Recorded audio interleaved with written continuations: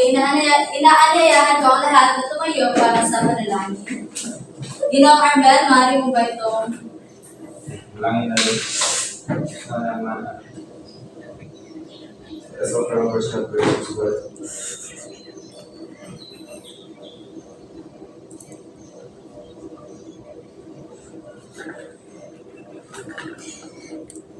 Lord, Amen. Bago kayo po, ang nanay ng mahal sa inyong upuan at sabi ng mga nasulat na sa Biblia. Okay. Magandang araw mga estudyante. Ako nga pala si Kayla Franco at maaari niyo akong tawagin na Teacher K. At ako ang inyong magiging guro sa araw na ito. Okay, so upang mas magiging matiwasay ang ating pagtatalakay ay meron akong inahandang 4 na house rules. Maaari niyo bang itong basahin? Iwasan ang pakikipagkatalasan sa iyong katabi. Iwasan ang mag-usang klase. Kung gusto ninyong sumagot, ay itas lamang ang inyong kanang kamay at magpahingin ang mga mabuti sa akin. Okay, magaling. Meron bang iban sa klase ngayon? Wala po, ma. Okay, so para malaman ko na nakikinig talaga kayo sa mga tinalakay natin noong nakarang linggo, ano nga ba ang ating tinalakay? Okay? Ang gampanin ng teknolohiya sa pagpapatupad. Okay, magaling. Dahil dyan, bigyan natin ng masigabong palakpak. Okay, familiar ba kayo sa larong 4 things, 1 word? Yes. Parang walang buhay Familiar ba kayo sa larong 4 things, 1 word? Opo! Okay, magaling. Dahil yan ang ating lalaruin ngayon. Para sa mechanics ay may 4 na mga larawan lamang ko ipapakita sa screen at mga letrang maaaring maging clue para sa inyo sa paghula sa tamang sagot ito. Pangalawa is kung sino ang gustong sumagot ay tataas lamang ang kanilang kanang kamay at sabay sabing Darna na may buhay. Sige. Para sa unang larawan, hulaan mo ako. Darna! Okay, beginning Arcely. Models. Okay, tingnan natin kung tama ba ang hula ni beginning Arcely. Tama nga! Dahil dyan, ay bigyan natin si beginning Arcely ng Cute Club. 1, 2, 3, go! 1, 2, 3, Cutie! Okay, para sa pangalawang larawan, hulaan mo ako. Darna! Okay, binibining Jonan. Sorry po. Okay, tingnan natin kung tama ba.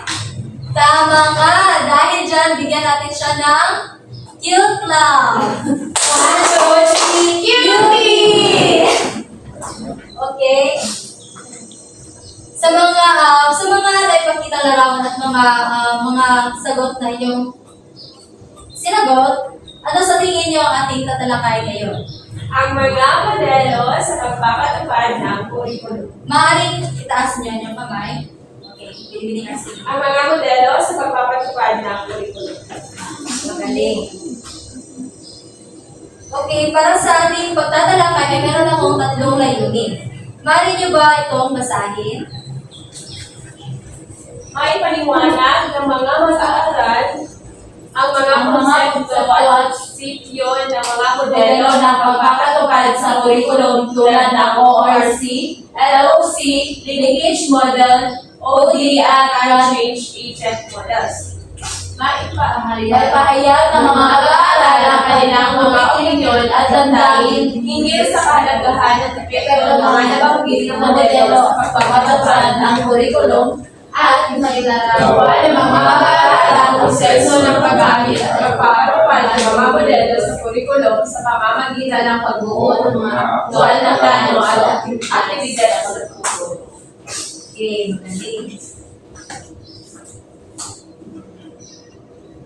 Okay, so ang ating tatalakay ngayon ay patungkol sa mga modelo ng pagpapatupad ng curriculum. Meron ba po kayong mga staff knowledge tungkol dito?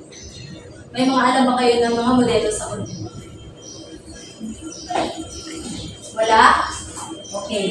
So, mayroon tayong 5 modelo nito. Una is ang ORC or Overcoming Resistance to Change model. Pangalawa is ang Leadership Obstacle Force model or LOC. Pangatlo is Linkage model. Pang-apat is OD or Organizational Development model. At pang-lima is Brand Change Agent model or RCA.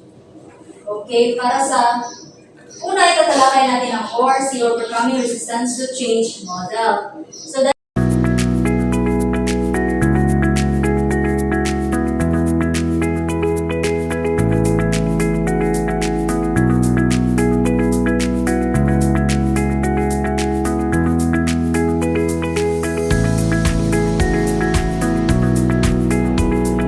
okay, may mga tanong pa ba? Jovan?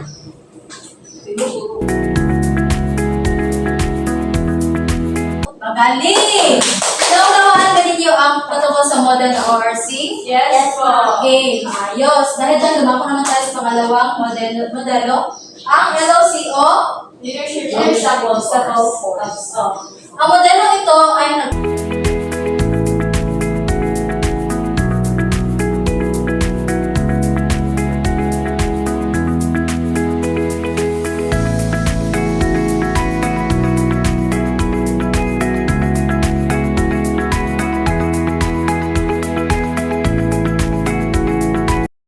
Naintindihan ba ang modelong LOC? Oo. Naintindihan ba? Yes, ma'am. Okay, magaling. Dahil dyan, lumako tayo sa pangatlo, ang linkage model. Okay, ano ba yung, may mga stock knowledge ba kayo about sa linkage model? RCB?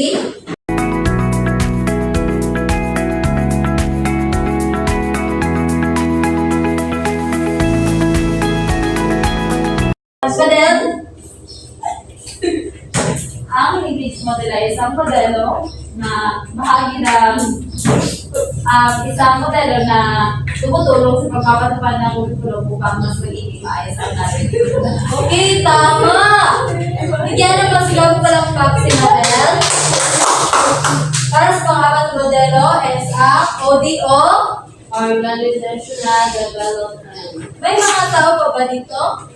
Ang ODO? Organizational Development. Okay, very good. So, ang organizational development model ay patungkol sa kuan.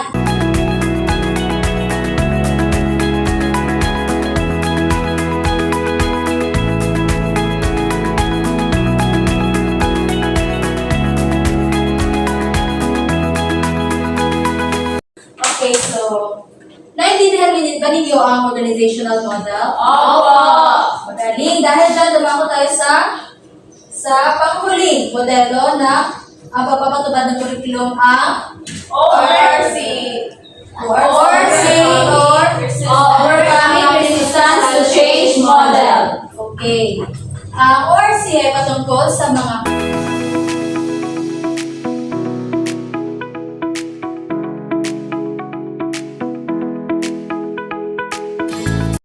Okay, naintindihan ba ang ORC model? Yes, po, ma'am. Okay, dahil dyan ay magbibigay ako sa inyo ng gawain. Ang ating gawain ay entitled Buuin Niyo Ako. Okay, narito ang mga panuto. Una is, isang grupo lamang kayo, bumuo ng bilog na sa inyong grupo, at magsaliksipan tungkol sa konsepto at prinsipyo ng 5 modelo na banggit, at pagkatapos gumawa ng isang concept map. At bawat member ay dapat may kanya-kanyang assignment. Like, may magsasaliksik sa ORC, sa OD, sa 5 mga modelo. Panghuli is, ibahagi at ipaliwanag ito sa harapan. At pangatlo is, siguraduhin bawat member ay may pati sa gagawing pagbabahagi. Okay, so mayroon ako ito. Dito naman ninyo ilalagay yung concept map, okay? Siguraduhin maganda ang inyong pagsulat para hindi, lubog. Ito lang muna. Okay, I will exert. Bumuo kayo ng bilog. Bumuo ng bilog.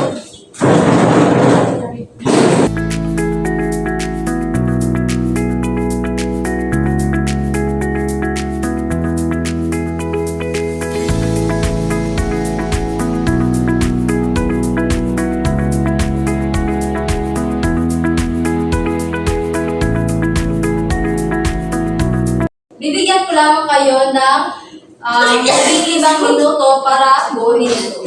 Or say,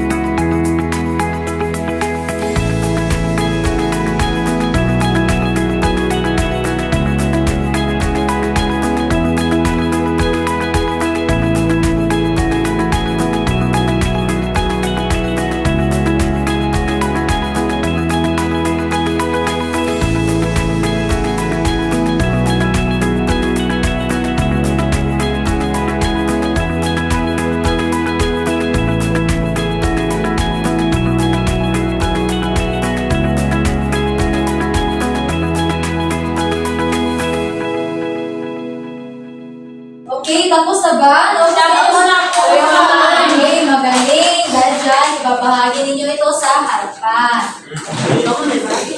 Kayo lahat magbabahagi. Okay. Ako, good morning ha. Nagsatansa mo ha. Ako, good morning. Isa-isa kayo sa mga modelo ng Ako sa first model. Ang naso na. Okay, dito sa harapan sa Elos. Dito sa Kalita. Ako sa Elos. May baka. So, ang linkage model, ito ay akibat dito ang collaboration at communication. So, napaka-importante ang dalawang ito. Sa pangalawang modelo naman ay ang LOC model. Akibat ng LOC model ay ang antas ng paggamit at ang pagsubag. At ang ikalawa naman ay ang subaybay sa proseso. Pangatlo naman ay ORC model, ang kahandaan ng organisasyon at malinaw na layunin. At ang apat ay ang OD model or kultura ng pagbabago. Dito ay pagdaan ng sakura at proseso. Panglima naman ay ang land change model. Ito ay change agent at malinaw na plano. Maraming salamat. Okay, dito palakakan ng mga sarili. Kapag sa inyo mo, dahil dyan, mayroon kayong premyo. Yes! Paghati-hatihan na lamang ninyo kanya. Ay, Melski. Naki-art na ginawa niya. Okay, Saan yung ano? Para sa kabuuan ng ating talakayan tungkol sa mga modelo sa pagpapatupad ng kurikulum, napagtanto natin ang kahalagahan ng maayos sa pagpaplano at implementasyon ng mga ito sa larangan ng edukasyon. Ang ORC, LOC, linkage model, OD at land change models ay nagbibigay ng mga framework at pamamaraan upang harapin at maranasan ang mga hamon sa pagpapatupad ng kurikulum. Sa ganitong paraan, mahalaga ang patuloy na pag-aaral at pagsasaliksik upang mapalakas ang ating sistema ng edukasyon at matiyak na ang tagumpay ng bawat mag-aaral. So, dyan lamang nagtatapos ang aking talakayan at para sa inyong tatlong aralin.